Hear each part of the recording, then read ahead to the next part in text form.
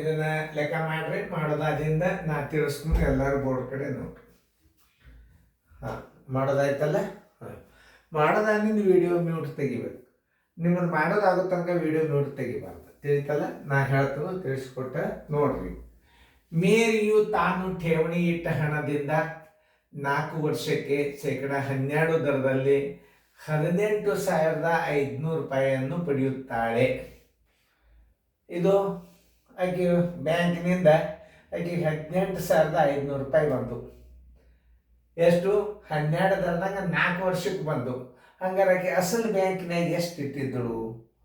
ಇಂಥ ಗಣಿತಗಳನ್ನು ನೀವು 5ನೇತೆ ಕಲ್ತಿರಿ ಅಂದ್ರೆ ಮುಂದೆ 7ನೇತೆ 8th 9th 10th ಸರಳೆ ಏನು ಭಾಳ ಬೀರಿ ಅಲ್ಲ. ಮೈಗೆ ಒಂದು ಬಂದುಬಿಟ್ರೆ ಎಲ್ಲ ಗಣಿತಗಳು ಬಂದ್ಬಿಡ್ತಾವೆ. ಆಮೇಲೆ ಇಲ್ಲಿ ಸಂಗತಿಗಳನ್ನು ಹಚ್ಕೋಬೇಕು. ಮೊದಲೇನು ಓದ್ಕೋತ ಹೋದ್ರಾಗ ಅವಧಿ ಅದ. ಫಸ್ಟ್ ಅವಧಿ ಹಚ್ಕೋರಿ. ಅವಧಿ ಬರೋಬ್ಬರಿ ಎಷ್ಟು? 4 ವರ್ಷ. ದರ ಬರೋಬ್ಬರಿ 12%. ಮೊತ್ತ ಬರೋಬ್ಬರಿ ಹಿಂತಿರುಗಿಸಿದ ಹಣ ಅಂದ್ರೆ ಏನು ತಿಳ್ಕೊಬೇಕು? ಇಲ್ಲಿ ಮೊತ್ತ ಅಂತ ತಿಳ್ಕೊಬೇಕು. ಈಗ ನೀವು ಮೊತ್ತ ಬರೋಬ್ಬರಿ ಎಷ್ಟು? 18,500 ರೂಪಾಯಿ. ಕೇಳಿದ ಸಂಗತಿ ಠೇವಣಿ ಇಟ್ಟ ಹಣ ಅಂದ್ರೆ ಏನು? ಅಸಲು ಬರೋಬ್ಬರಿ ಎಷ್ಟು? ಅಸಲು ಬರೋಬ್ಬರಿ ಎಷ್ಟು? ಅಸಲದ ಸೂತ್ರ ಅಸಲು ಬರೋಬ್ಬರಿ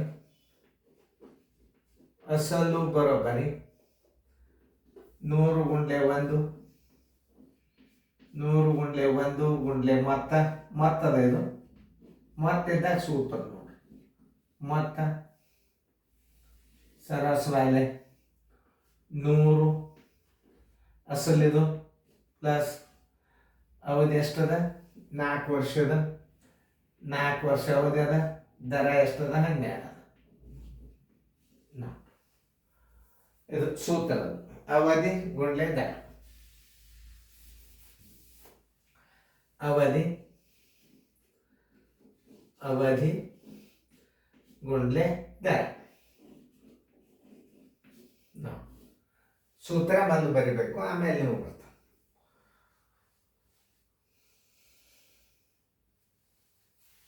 ಸ್ವಲ್ಪ ಚೆನ್ನಾಗಿ ತಪ್ಪಿಲ್ಲ, ಸ್ವಲ್ಪ ಒಣಕ್ ಹೋಗ್ಯದ.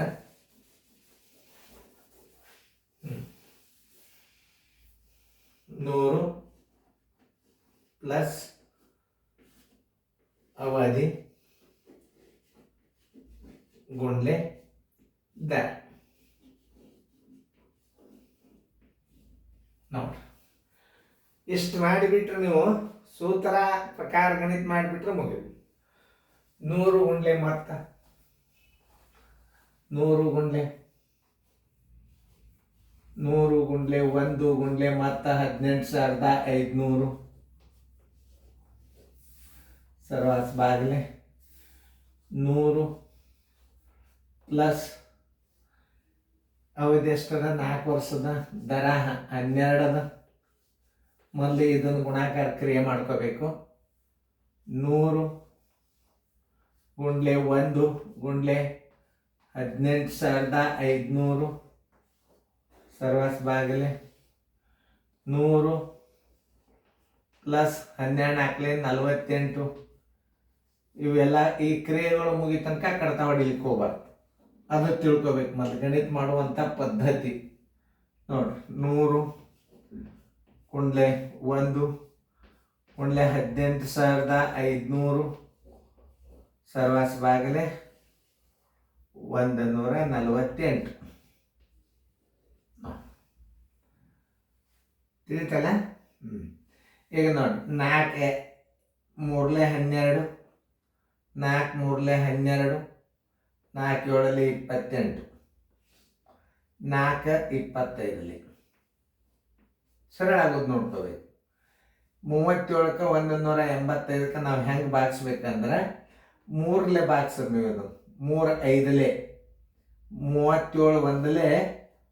1 37 5 185 ಆಗ್ತದೆ. ಹೆಂಗಂದ್ರೆ ನೋಡಿ, 7 5 35 3 7 5 3 15 1 3 18 ಇವೆರಡು ಸೊನ್ನೆ ಇಲ್ಲಿ ಮ್ಯಾಲೆ ಇಟ್ಕೊಂಡು 25ಕ್ಕೆ 500ಕ್ಕೆ ಗುಣಾಕಾರ ಮಾಡಿರಿ.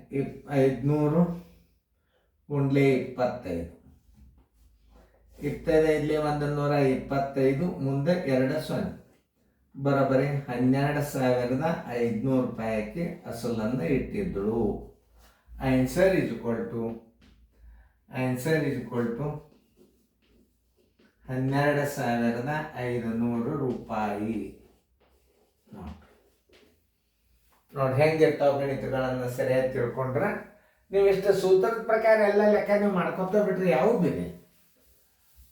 ಆಮೇಲೆ ಇನ್ನೊಂದು ಹೆಂಗದ, ಕ್ರಿಯೆಗಳು ಮುಗಿಯ ತನಕ ಕಡತ ಹೊಡಿಬಾರ್ದು ಅಂದ್ರೆ ಏನ್ರಿ ಸರ್ ಅಂತ ನೀವು ಕೇಳ್ಬೋದು. ನೋಡಿ ತೋರಿಸ್ತೀನಿ. ಕ್ರಿಯೆಗಳು ಮುಗಿಯ ತನಕ ಕನಿಷ್ಠ ರೂಪಕ್ಕೆ ತರಬಾರ್ದು. ಉದಾಹರಣೆ ನೋಡಿ, 100 ಗುಂಡ್ಲೆ 1 12,500 ಇಟ್ರಿ, ಕೌಸ್ ಮೊದಲು ಬಿಡಿಸ್ಕೋಬೇಕು. ಒಮ್ಮೆ ಹಿಂಗೆ 4ರಲ್ಲಿ ಹಿಂಗೆ ಈ 100 ತೆಗಿಲಿಕ್ಕೆ ಹೋಗ್ಬಾರ್ದು. ಅದಕ್ಕೆ ಇದಕ್ಕೊಂದು ಪದ್ಧತಿ ಅದು. ಕ್ರಿಯೆಗಳನ್ನು ಅದಕ್ಕೆ ನಿಮ್ಮ ಸರಳೀಕರಣದಾಗ ತಿಳಿಸ್ತಿರ್ತಾರೆ. ಮೊದಲು ಗುಣಾಕಾರ ಮಾಡ್ಕೋಬೇಕು. ಇಲ್ಲಿ ನೀವು ಗುಣಾಕಾರ ಮಾಡ್ಕೊಂಡ್ರೆ ಚಿಹ್ನೆದು ಬಂತು ಪ್ಲಸ್ ಬಂದಾಗ ಮತ್ತೆ ಇದಕ್ಕೆ ಕನಿಷ್ಠ ರೂಪಕ್ಕೆ ತರಲಿಕ್ಕೆ ಹೋಗಬಾರ್ದು. ಆಮೇಲೆ ಇದನ್ನ ಕೂಡಿಸಿದೆ ಅಂದ್ರೆ ಮುಗಿದು ನೀವು ಬೇಕಾದಾಗ ಕಡತ ಹೊಡಿಬೋದು. ಪ್ಲಸ್ ಮೈನಸ್ ಗುಣಾಕಾರ ಕ್ರಿಯೆಗಳ ಪ್ರಕಾರ ಮಾಡ್ಕೋಬೇಕು. ಅದಂತೂ ನಿಮಗೆ ತಿಳಿ. ಯಾವುದೇ ಒಂದು ಕ್ರಿಯೆಯನ್ನು ಮಾಡುವಾಗ ಗುಣಾಕಾರ ಇದ್ದರಷ್ಟೇ ಕಡತ ಹೊಡಿಬೇಕು. ಇಲ್ಲೂ ಗುಣಾಕಾರದ, ಇದು ಗುಣಲಬ್ಧ.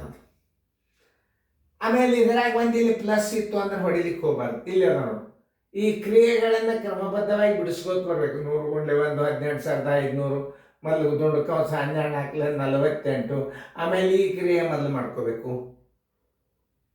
ಯಾವಾಗಲೂ ಕಡತ ಹೊಡಿಬೇಕಾದ್ರೆ ಗುಣಾಕಾರ ಚಿಹ್ನೆ ಇರಬೇಕು. ಇಲ್ಕ ತಳಗ ಒಂದು ಸಂಖ್ಯೆ ಇರಬೇಕು. ಈಗ ತಳಗ ಸಂಖ್ಯೆ ಅದರಲ್ಲಿ ಪ್ಲಸ್ ಅದನ್ನೂ ತೆಗಿಬೇಕು ನೀವು. ಅಂದರೆ ಎಷ್ಟಾಯ್ತು 100, ತಳಗ ಒಂದು ಸಂಖ್ಯೆ ಆಯ್ತು, ನೀವು ಬೇಕಾದಂಗೆ ಮಾಡ್ಬೋದು. ಈಗ ನೋಡಿ 4ರಲ್ಲಿ 4 3 12 4 7 28 4 25. ಈ 37ಕ್ಕೆ 185 ಹೆಂಗೆ ಬಾಗಿ ಹೋಗ್ತದೆ ಅಂತ ತಿಳ್ಕೊಬೇಕಂದ್ರೆ ಈ 3ರಲ್ಲಿ 18ಕ್ಕೆ ಬಾಗಿಸ್ಬಿಡ್ರಿ ನೀವು. 3 5ಲಿ 15. ಈ 37ಕ್ಕೆ 5ರಲ್ಲಿ ಗುಣಾಕಾರ ಮಾಡಿದ್ರೆ 185 ಬರ್ತದೆ. ಹೀಗೆ ಕ್ರಿಯೇಟಿವ್ ಥಿಂಕಿಂಗ್ ಪವರ್ ನಿಮ್ಮಲ್ಲಿ ಇರಬೇಕು. ಅದಕ್ಕೆ ಸರ್ ಹೆಂಗೆ ತಿಳಿಸ್ತಾರೆ ಗಣಿತ ನೀವು ನೋಡೋದು ಭಾಳ ಇಂಪಾರ್ಟೆಂಟ್. ಅದು ಒಂದು ಭಾಳ ನಿಮ್ಗೆ ಕುತೂಹಲ ಇರಬೇಕು.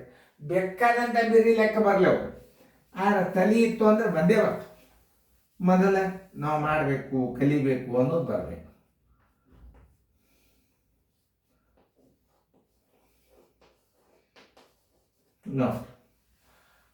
ನಮಗನೇನ ಗಣಿತ ಕಲಿಸೋದ್ರಿಂದ ಇಂಥವೆಲ್ಲ ಗಣಿತಗಳು ಮಾಡ್ಬೋದು.